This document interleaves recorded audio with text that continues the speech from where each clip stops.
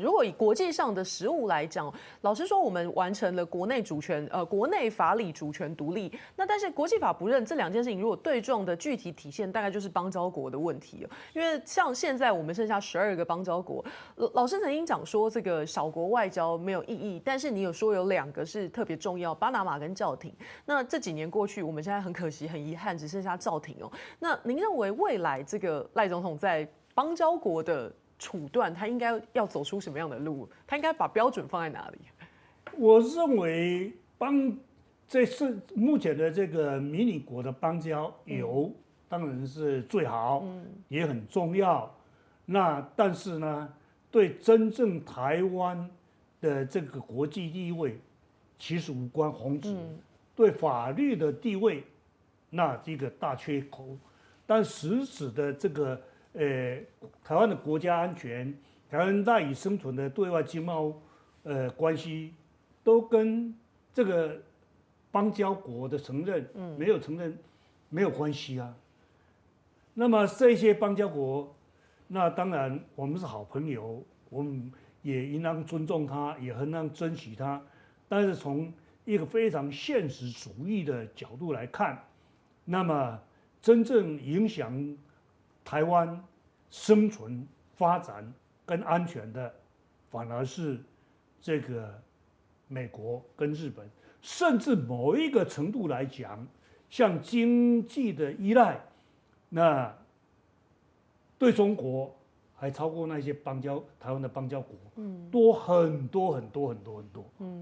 所以老师的意思就是说，如果看起来这个比如说进程5年10年不用拉太长了，就是如果我们可以一直维持这个国内的法理主权独立这件事情，尤其是在美国或者日本，让他们维持这个想法，会比说去纠结于事实独立或者是这个更进一步的表态来得更重要。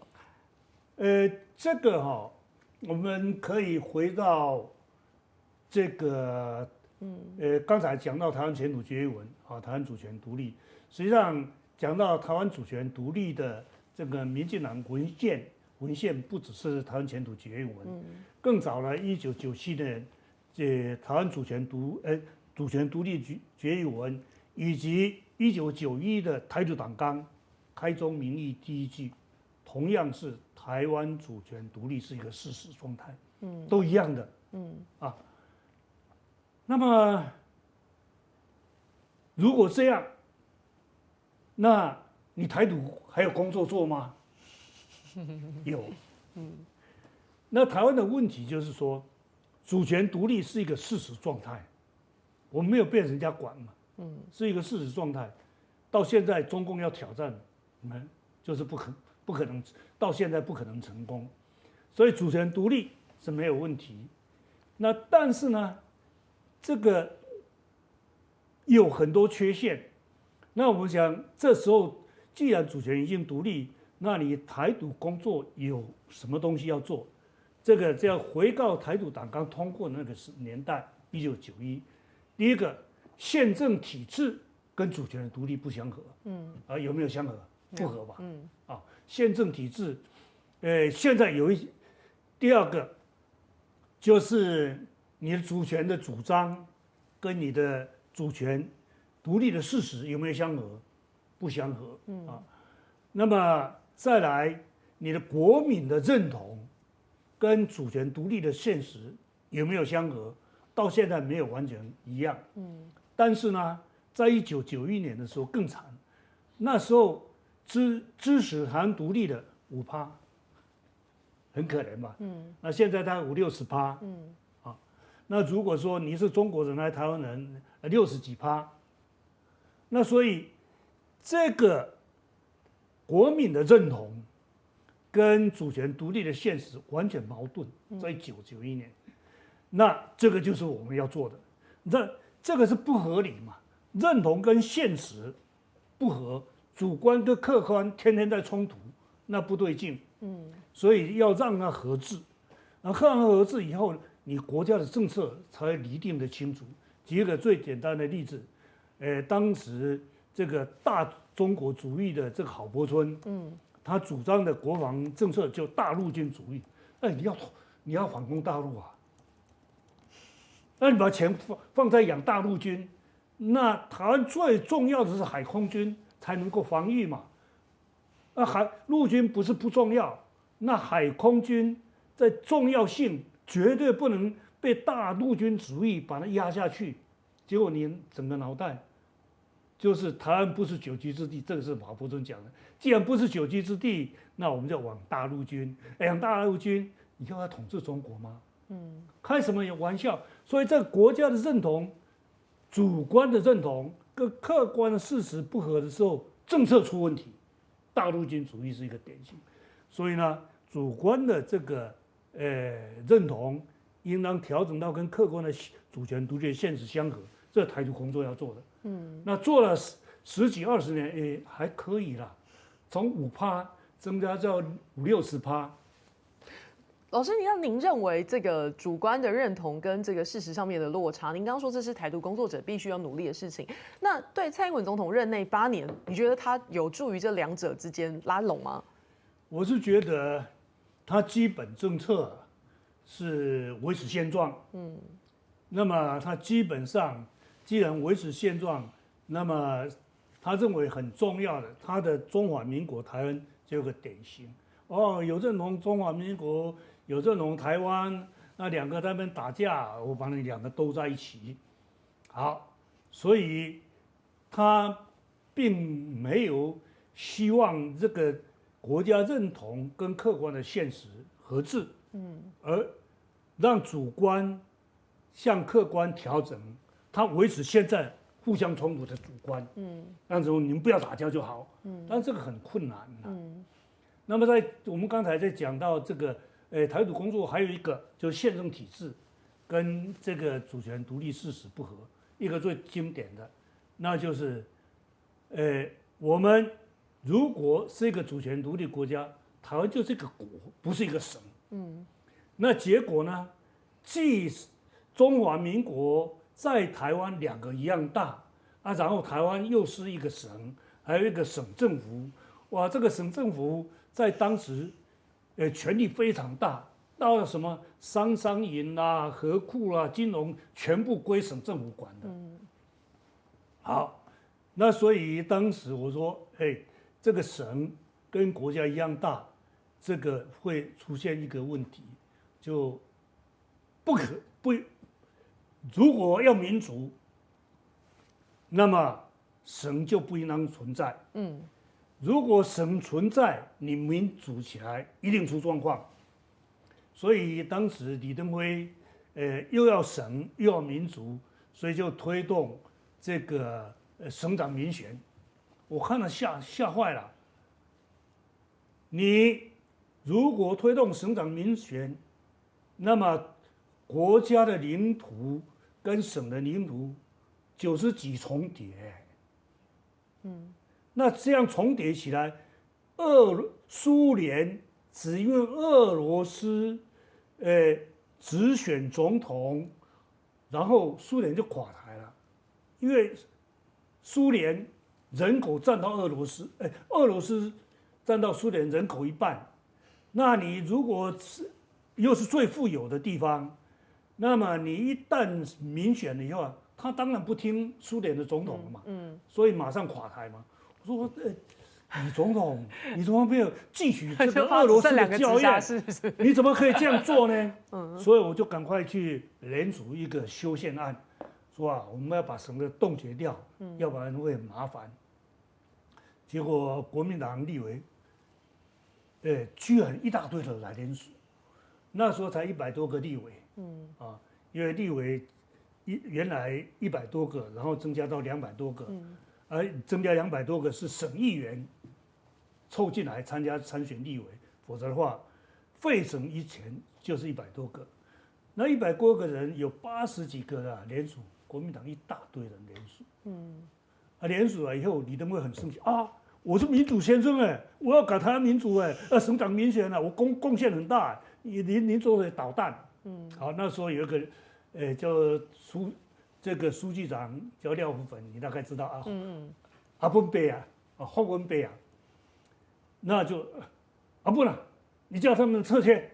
国民党一听，李登辉火大了，撤迁。我说你撤迁了，我是无可奈何啦。但是国家灾难会很快就到了。结果，撤迁以后，省长民选以后，宋楚瑜大闹天宫，那连战完全罩不住。连战怎么管他？民主时代有民意最大。我有民意啊，你连战民意在哪里？所以行政院就垮台了嘛。难道我就不可开交？我说你看，我说不应当这样做，所以我重新提一个修宪案，结果连署100多个。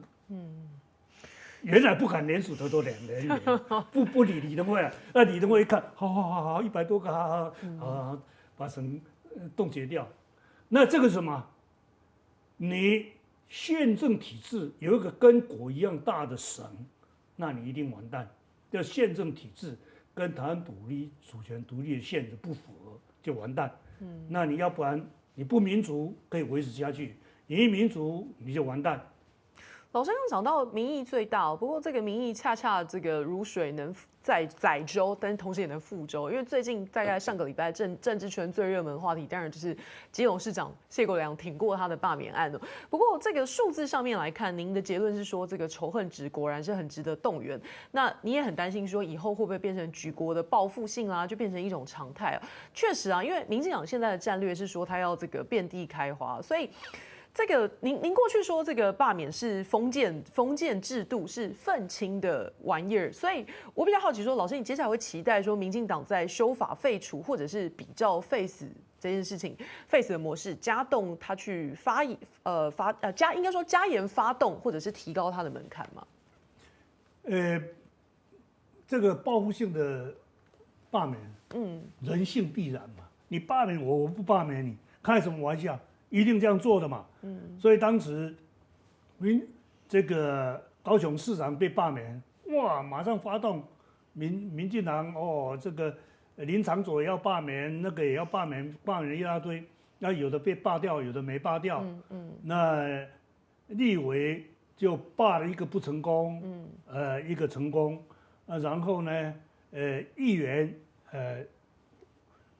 王浩宇就被罢掉了，那么这个黄捷很辛苦挺过去了，那这个就报复性罢免嘛，你罢免我，我当然罢免你，所以人性使然啊，你不要谴责说你这个党很坏，你不可以你这个是报复，人性不报复，这个就不是非人性了，那所以我们要让这个人性劣根性可以被发泄的制度不应当让它存在啊。那这个罢免制度，你说是一个封建制度，不是，是源于封建时代。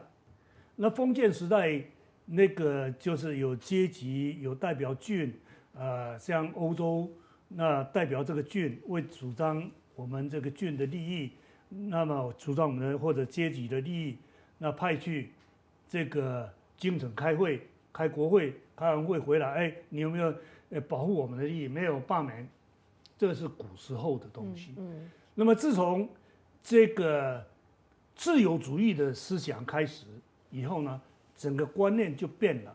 换句话说，以前你这个民意代表要听我的话，那你不听我的话，我就罢免你，这个就所谓的这个。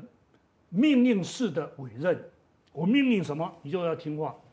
那么自由主义兴起来以后，这个是第一点。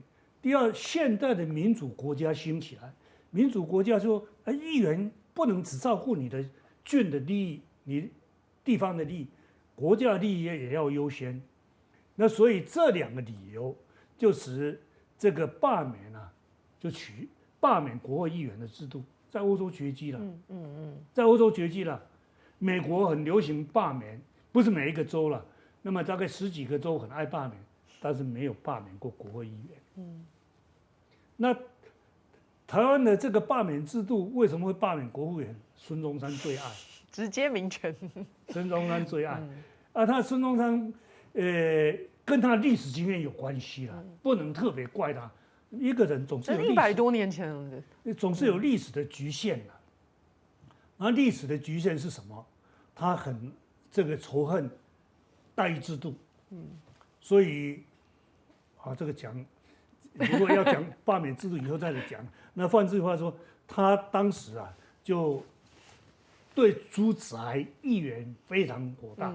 朱子癌议员，我看你很多怎么办呢？他受到这个美国进步主义，进步主义开始流行罢免，哇，然后再回头再看看，瑞士也有罢免制度。其实当他讲瑞士有罢免制度的时候，瑞士的罢免制度已经绝迹了，有点落时差了。孙中山有时差了，但是对美国来讲没有时差，美国正兴很旺，美国的罢免很旺，他就好，你美国可以罢免这个地方的官员，是可以罢免法官，哇，州长也可以罢免，好，我拿来罢免朱仔议员，所以罢免国会议员，是孙中山独创，全世界没有，也有了。你看中华人民共和国的宪法就有罢免这个国会议员的，那但是那个是共产党，那是共产党，所以人家说，孙中山受共产党影响很大，他就是影响很大。你看中华人民共和国的宪法跟中华民国的宪法，你要对照一下，像的不得了。那其中有一个像的地方，就是可以罢免国会议员。好，那么因此呢，由于他自己的惨痛历史经验，化悲愤为学说然后创造一个全世界没有的，至少民主国家，共产主义国家可能有，但是民主国家没有的罢免国会议员的制度从那里开始。那么这个，所以你看这几年，民主化以后，以前在戒严时代也要罢免，大概就不太对劲了。所以虽然有罢免，但是小儿科。到了一旦民主化，那什么大事大家敢做，于是呢罢免，就开始盛行。然后罢免门槛在圣人的力推之下，罢免门槛又降低，哇，好门槛低了，我们来用一用。于是呢，这个仇恨性的罢免这个一波接一波，这是灾难了。所以讲到这里，我们要很严肃的面对，我们这个还要维持一个罢免制度，甚至于纵使地方首长罢免还情有可原，你要去罢免国会议员吗？全世界没有的。所以老师，如果比如说，我站在国民党民意代表的角度，我可能会说那民进党现在这个发动大罢免时代，难道你要做这个国父的信徒吗？你看起来这个对他的直觉民权捧得更紧。我就这样问民进党啊。然后，但另外一个角度来讲，就是您刚刚说的，这个并非这个国民之福，所以，您会不会思考说，因为您在民进党中的地位，你去建议，我相信他们一定是会当成一番很重要的这个想法。你觉得会去很伤脑筋的想法？你觉得会去建议他们说要提高这个不管是发动或者限缩罢免的对象？他们知道我的意见了但是觉得很头痛了。那么其实。最早我比较像这个当时要罢免蔡正元，那个很早了罢免蔡正元的时候，那个时代力，黄国昌时代力量他们搞得很热要罢免那当时记者问我说：“这个罢免林濁水，你有什么意见？”我说：“我胡子都白了。”那个罢免是愤怒青年干的事那你这个老头子去干愤青，做的不像吧？所以那时候我就不赞成了。罢免蔡正元，我很不喜欢蔡正元我见他胡说八道但是我认为一个国家的制度不应当你个人一时的好恶就随便去加以改，像孙中山这样，驻台议员可恶，来修理他，也不应该。那是100多年前的时空背景的产物。